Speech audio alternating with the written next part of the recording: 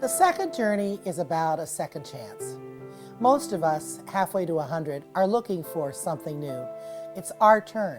We've lived the prescribed life, the first half, where we've done everything that everybody wanted us to do. And the end of our life, of course, is being old and eventually dying. But there's this middle time, and that is the second journey, when you can find purpose. You can retrieve your gifts. You can become that person that you were supposed to be. I've called together 8 women, and today are going to talk about their 8 journeys. 8 women who have had change thrust upon them, who've had a crisis of feelings as a result, took themselves away and completely redeveloped and rearranged their life. This then is their story.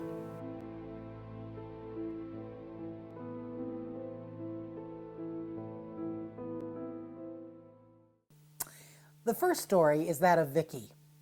Vicki had change thrust upon her in the form of illness. Many, many lessons came out of that, and Vicki's life has changed completely since that time. I was well one day, healthy, functioning, business owner, busy person, type A, and almost overnight I became sick, very sick, with a lung ailment. And over a course of a very short time, I was flattened, and I had a choice of breathing or speaking. And I chose breathing, and that was very limited. I ended up at a major medical center several hours from home, and sitting there in the hospital gown and in the radiology for all the scans, I looked around me and I began to think, gosh, is this it? And began to have the regrets of what I had and hadn't done, and who I had and hadn't loved, and what my priorities were. And then I began to think, okay, if I get a do-over, what would be different? And so lots of time progressed, and lots of listening, because I hadn't stopped for years. I hadn't stopped to assess, to check my priorities, to see if I was in line with what I longed for. And you couldn't speak. I couldn't speak. Because you only could breathe or speak. I was locked into the silence of the illness. That was a gift. Could only looking back, it was the biggest gift of my life, because it allowed me to really hear my spirit and my longings and my regrets and my desires. We're calling the next segment Healthy Divorce. These women knew they really had to change their relationship. Change was not necessarily thrust upon them. They had to decide that it was time to move on. Let me introduce Kathy, who has been divorced now for several years, and her life is fabulous.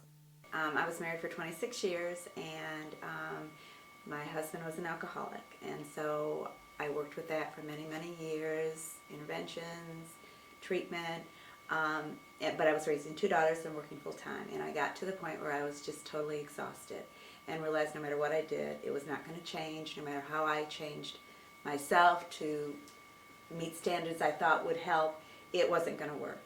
So that's when I finally realized I had to make the change, and that's when I decided I needed a divorce. And I think when I was thinking about sitting down and thinking about writing to you what I'd gone through, the one thing I realized is when the divorce was over, yes, I was sad, but I wasn't sad for the marriage being over. I was sad for the time I had wasted. Exactly like you said, or lost, putting so much energy into something that was not going to change.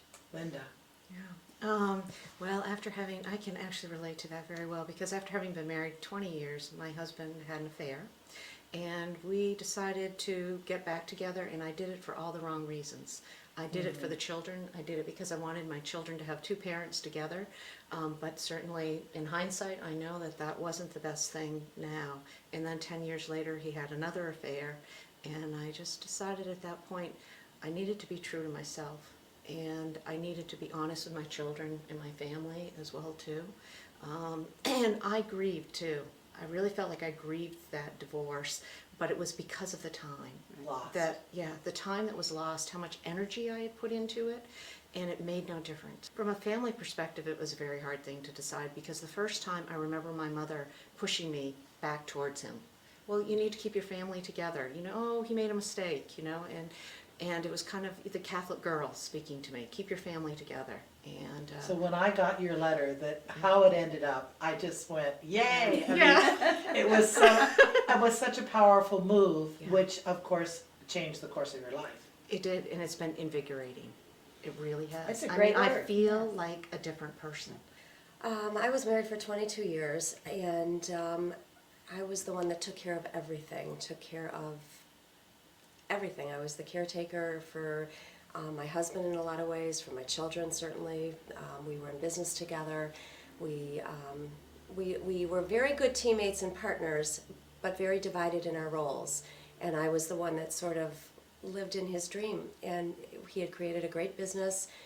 We built a great house, but it was all his dreams. And I was always the one that was in the background, keeping everything together. And They call that the stage manager for his one-man show. and that's what it was. And that's what it was. I was his wife. I was known as his wife. I was known as my children's mother. I was never known as Joni. And I lost myself. And at the same time, my husband made some very healthy lifestyle changes for him, which led him to a whole different group of people and a whole lifestyle that didn't include me. I think I was able to finally have a sense of value of myself. Have your own domain. Have my own domain, and my sanctuary became internal but also external. And I learned to start to set some boundaries on that. I'm still working on all that. And for one time, I really felt like I was just standing on my own 2 feet. And every time I was moving forward, it wasn't for someone else or because of someone else. It was for what I needed at the time. Fantastic. And that's really how it's made How a about big you? difference for me. Two things that they've both said.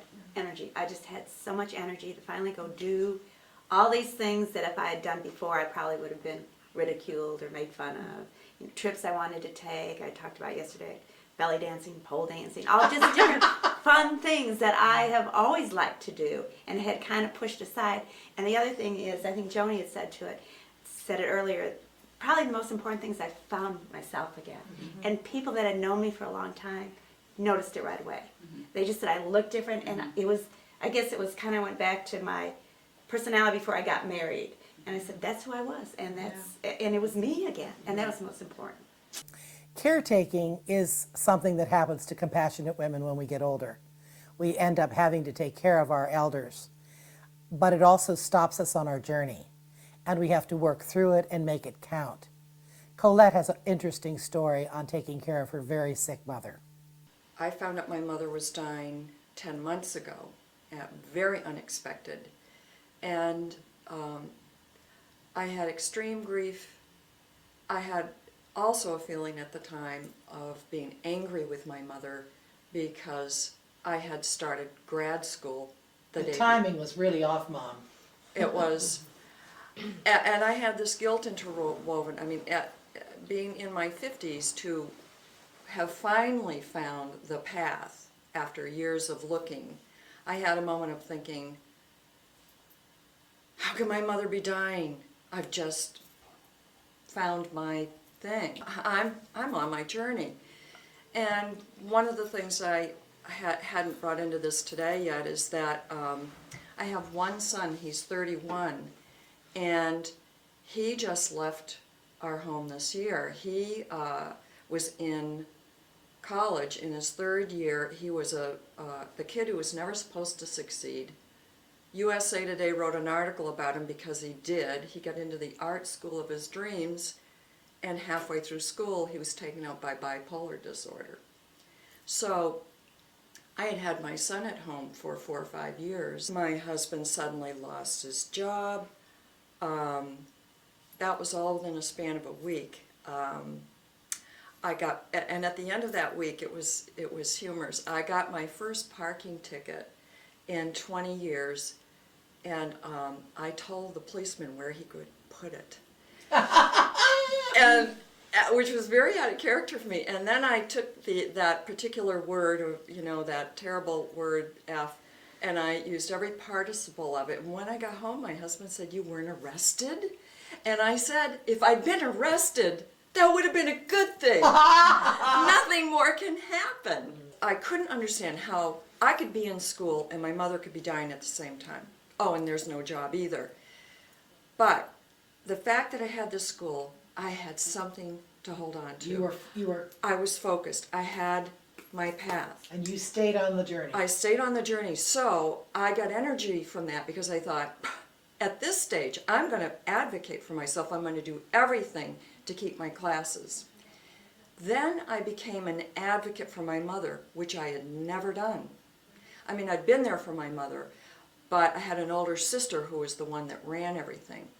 And the day that my mother came home from the hospital, I literally landed on her doorstep after a 5-hour ride with an immediate crisis. She had a pharmacy slip. She had to have a $1,200 prescription filled, and her Medicaid or Medicare was in limbo. I spent 4 hours advocating for her. Told the pharmacy we were not going to spend $1,200 out of pocket for Lovenox. Imagine naming a drug Lovenox. No love in that. And you know, at the end of that, we solved the problem, and my mother and I looked at each other. My mother looked at me and she said, "I've never seen you like that. I didn't know you could do that." I said, "Mom, I didn't know I could either." And so, both ways. One ingredient that every woman needs for her second journey is a deeper sense of her spiritual life. The next 3 women talk about the energy they received as they were changing their life from going deep inside and doing actually a spiritual journey. We start first with Yvonne from Arizona. I kept asking myself, what is this feeling that's going on? And so as I started listening to my voice, you know, I started doing the things that I was hearing. And it was just magical the way opportunities were coming up. You know, people that I was meeting were telling me this, or giving me the information that I needed. And I was just telling the girls earlier that there was like 2 weeks or 3 weeks where I was laughing a lot. And I even told my son this. I said, you know, I can understand. This is really funny. I just keep laughing all the time and out loud. Because normally when we're with a group of people and they tell a joke, you just you're courteous and you giggle at their joke or whatever. But I was laughing from the belly, you know. And then about 2 weeks later, I went to a bookstore, to the Changing Hands, and I went and I opened up this book, and it said, you know that you're there when you can hear yourself laughing. Or you know that you are where you want to be when you hear yourself laughing. Because I think what it is the energy, and the voice speaks through your heart. Your heart is like a warning device, and it also speaks to you. It tells you, it shows you love and whatever emotion. And then when it speaks to you, like it did to me, as I told you, the voices were just, you know, speaking life into me. And so as the more I listened, the more alive I became. The fire was lit. Oh. You know, the fire was lit, and I was telling the girls that it was more like a scavenger hunt for me every day, because I was starting to live my life like that. So every day, and some people think I'm really silly, but every day I was so anxious to get up and get to work, or, you know, meet somebody, because I knew that person had something to give to me. And it was just listening to my voice, and the way that I found out And being about receptive. Yes, being receptive to it. And I want to tell you just real quick about how I came about you, is listening to my voice. My husband attended several dinners, and pretty soon they get old. It's the chicken and the salmon and the beef, you know, at these functions. And so anyway, he said we had to go to this function, and I didn't want to go, and I was in the shower, and I heard something tell me I needed to go. I needed to go. So I changed my whole attitude, and because I was already learning to accept things, and I said, okay, I'm going to meet somebody, something's going to happen there. And the person I sat next to me, as soon as I sat down, she said, have you ever heard of Joyce Anderson? And that was the beginning. And Yeah. make sure it's Joan. Joan. Yeah. Yeah. So tell us, you went to the dinner. I went to the dinner. Tell Joan. Okay, I went to the dinner, and as I sat there, the woman that sat next to me, the first words out of her mouth was, have you ever heard of Joan Anderson? Of course I never had heard of you. So she told me all about your book. I went home the next day. I went first thing in the morning to the Changing Hands bookstore. Plug for them. Anyway, so I got it, and I couldn't put it down, and that was the beginning of this whole change for me. I was changing, but not like I have since I learned about you. For me, I think in my 40s, I made the connection that my energy journey was directly connected to my spiritual journey, which, as far back as I can remember, it really started somewhere between 4 and 5 years old for me, where I began to go inward. And I've been through... Me too. I mean, I would say, what does this matter? I was super sensitive, my father called me. Yes, yeah, that's how I I had was the same labeled. label. I had Okay. the same Yeah, label. super Yep. sensitive. Wow. But I questioned, and there was a rebellious part of me. I can remember, at that time you prepared for your first communion and confirmation. I was brought up in a Catholic religion, and we were younger than what they're doing today. And I can remember thinking, well, how does that priest know if we're really telling a sin? Why do I have to stand on mine? I don't think I sinned this week. So what am I going to tell him? And so I would test him, and I would not get what I expected to get or what I thought he would answer. And he really didn't know, and it was always 5 Our Fathers and 5 Hail Marys. And I would sit in the middle and start saying, and then I would get distracted and just start talking from my heart and saying, dear God, do you really care? 5 and 5, doesn't matter. And then I found myself going right to the altar and deciding I was going to go right to the front. I was going to just do the shortcut. And I was a young woman, a young girl, and I can remember having very strong opinions about how we were all connected. And it didn't matter, and that's energy. But I didn't know that. That was coming just purely from instinct. Today, adding wisdom and intellect and life experience, I can certainly speak from it. But how beautiful for me as a woman to go back and remember what the experience was like as a child that was innocent. But I was brought up in a home that was an immigrant Portuguese home with a very authoritative father and a mother who was not naturally nurturing. So now I understand that because I wasn't getting what a child needs to function, I went inside.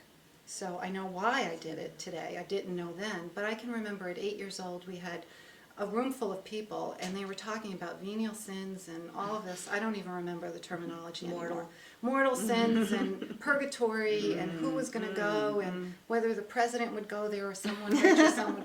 And I stood up on the chair and said, you people have it wrong.